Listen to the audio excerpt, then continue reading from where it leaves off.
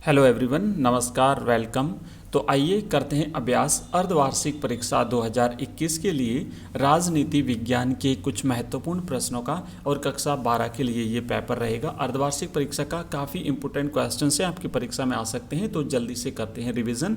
समय 2 घंटे 45 मिनट रहेगा आपकी परीक्षा का, पूर्णांक रहेंगे 48। ठीक है, तो पहला प्रश्न है, मालदीव गणतंत्र कब बना और शासन की कौन सी प्रणाली अपनाई गई।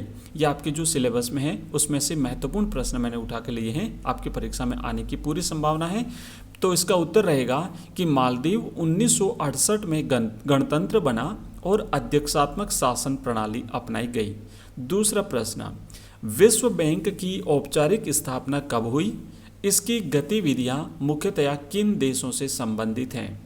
ध्यान रखिएगा, इस प्रकार के प्रश्न आते हैं तो जैसे इसमें 2 प्रश्न एक साथ समाहित हैं, आपको उत्तर भी इसी तरीके से देना है, आपको नंबर भी उसी तरीके से मिलेंगे। और अगर आप इसकी पीडीएफ चाहते हैं तो इसी वीडियो के डिस्क्रिप्शन में हमारे टेलीग्राम चैनल का लिंक दिया हुआ है, उसे ज्वाइन कर लीजिए, वहाँ पर आपको इसकी पीडीएफ मिल जाएगी और बाकी सब्जेक्ट्स की पीडीएफ भी आपको वहाँ पर मिल जाएगी।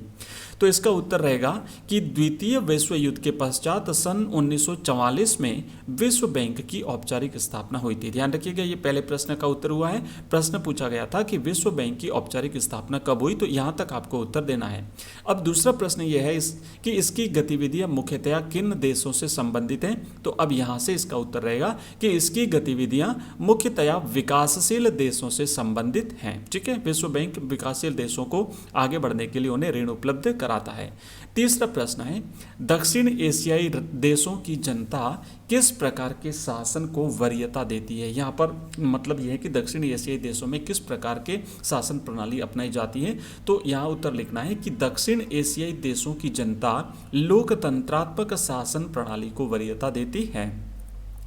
चौथा प्रश्न है, मैं स्पीड से चल रहा हूं क्योंकि हमें काफ़ी प्रश्नों का अभ्यास करना है। आपको और भी आगे इसी प्रकार के मॉडल पेपर्स मिलते रहेंगे और अलग अलग सब्जेक्ट के हमारे चैनल पर आपको हिंदी अनिवार्य, हिंदी साहित्य, हिस्ट्री, इंग्लिश, पॉलिटिकल साइंस के पेपर्स मिलते हैं। तो अगर आपको यदि वीडियो पसंद आता है तो चैनल को सब्सक्राइब अवश्य करिए, अपने मित्रों के साथ भी शेयर करिए और ज़्यादा से ज़्यादा वीडियोज़ देखिए ताकि आपकी हाफ ईयरली और साथ ही साथ बोर्ड परीक्षा 2022 की तैयारी बहुत अच्छे तरीके से हो सके। तो चौथा प्रश्न ये है कि संयुक्त राष्ट्र सुरक्षा परिषद में स्थायी सदस्यों की संख्या कितनी है। याद है आप सभी को, बहुत ही इंपॉर्टेंट प्रश्न है, कई बार कंपटीशन एग्जाम्स में भी पूछा जाता है। संयुक्त राष्ट्र सुरक्षा परिषद में स्थायी सदस्यों की संख्या 5 है। ओके, नेक्स्ट याद रखिएगा 5 स्थायी सदस्य हैं, जिसमें जो है अमेरिका, रूस, चीन और फ्रांस और ब्रिटेन, ये 5 स्थायी सदस्य हैं।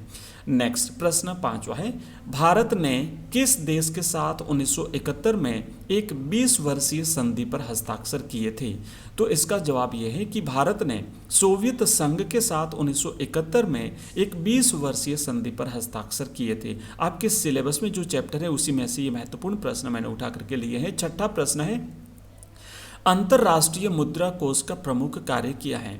तो जो अंतर्राष्ट्रीय मुद्रा कोष है इसका प्रमुख कार्य है वैश्विक स्तर की अर्थव्यवस्था की देखरेख करना और मांगे जाने पर, है ना, जब आवश्यकता हो देशों को तो मांगे जाने पर जो इसके सदस्य देश हैं इनको वित्तीय एवं तकनीकी सहायता उपलब्ध कराना, उनको पैसे दिए जाते हैं।